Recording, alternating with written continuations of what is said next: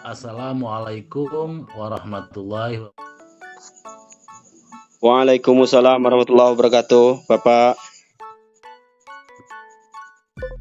Selamat bertemu kembali mahasiswa sekalian.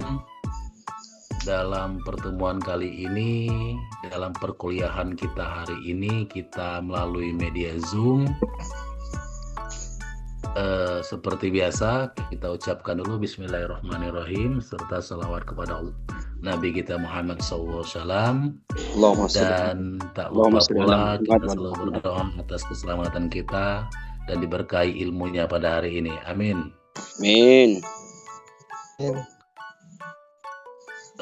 Kepada semua mahasiswa yang hadir pada hari ini, kita hari ini akan membahas tentang arsitektur komunikasi dan penyiaran Islam.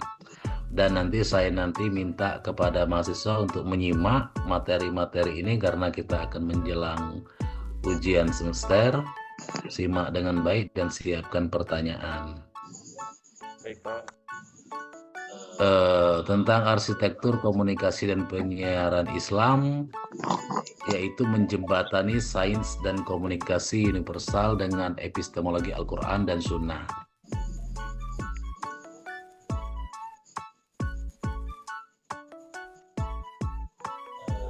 Kita simak bersama. Akar komunikasi adalah penciptaan kesamaan makna ya. Di situ ada objek material dan objek formal. Nanti mahasiswa bisa melihat dari file yang Pak kirim di grup kita. Kita lebih mengarah kepada konsensus para ahli. Yang pertama tentang Karl Hofland, menyampaikan stimulus untuk mengubah perilaku. Dan yang kedua tentang Everett M. Rogers. Selanjutnya ada Onong Uchajana Effendi dan Harold Laswell ya.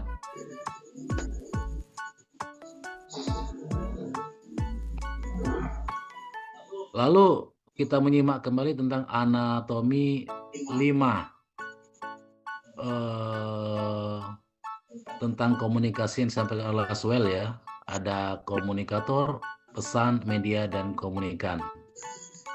Komunikator kita pahami bersama yaitu orang yang mengirimkan pesan ya agar lebih efektif, kredibilitas, memiliki daya tarik dan keahlian. Selanjutnya ada pesan yang disampaikan ya. Pesan itu baik secara materi, verbal maupun non-verbal. Lalu di situ menurut Laswell dia ada mengatakan juga adanya media di sana. Media itu bisa berupa saluran seperti TV, radio, internet dan media sosial lainnya. Dan yang keempat ada komunikan. Komunikan itu kepada publik ya atau penerima pesan.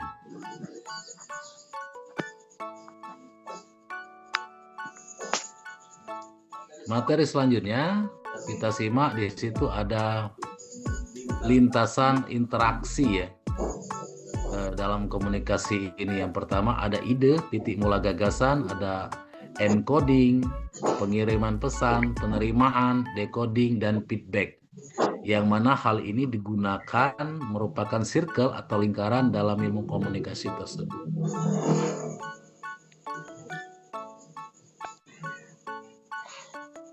Kita lihat pada layar selanjutnya ada spektrum radius jangkauan komunikasi. Artinya ada radius tentang jangkauan komunikasi tersebut. Ada yang pertama intrapersonal, ada interpersonal, ada kelompok, organisasi, dan massa. Intrapersonal kita pahami sendiri yaitu komunikasi dengan diri sendiri ya, seperti muhasabah, berpikir, dan introspeksi diri.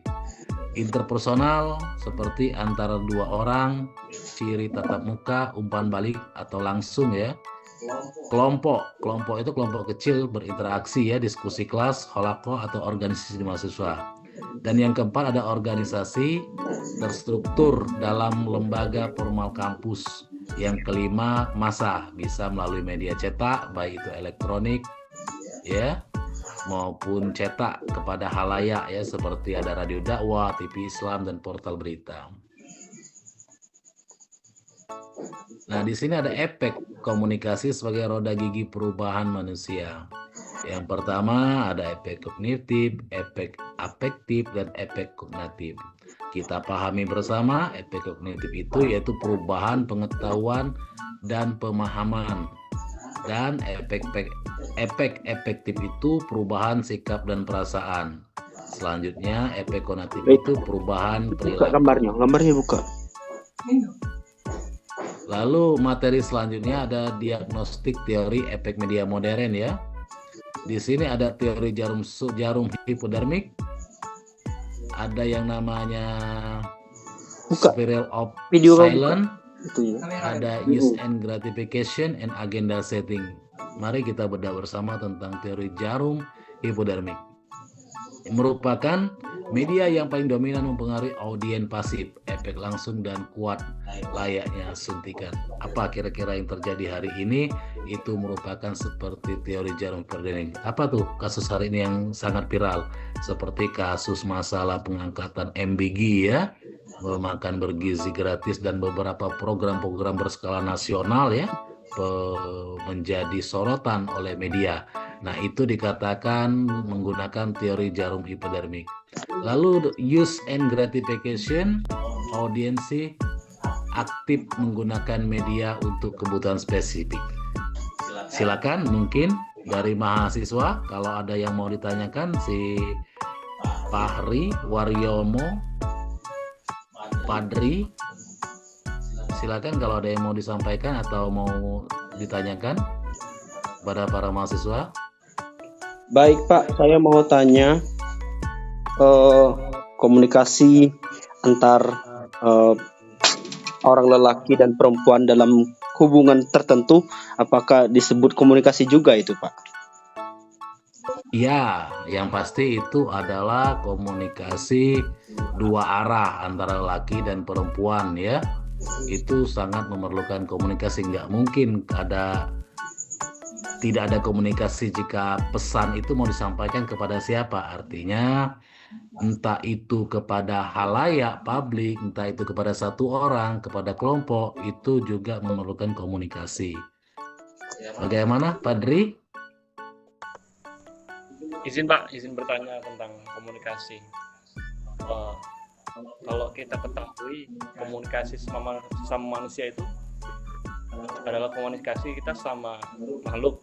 Kalau sama kita kepada Tuhan itu komunikasi yang seperti apa Pak? Gimana? Komunikasi kepada Tuhan? Ya. Oh, jadi apa yang ditanyakan oleh Padri ini komunikasi kepada Tuhan itu dalam ilmu komunikasi dipahami adalah itu namanya komunikasi transdental ya.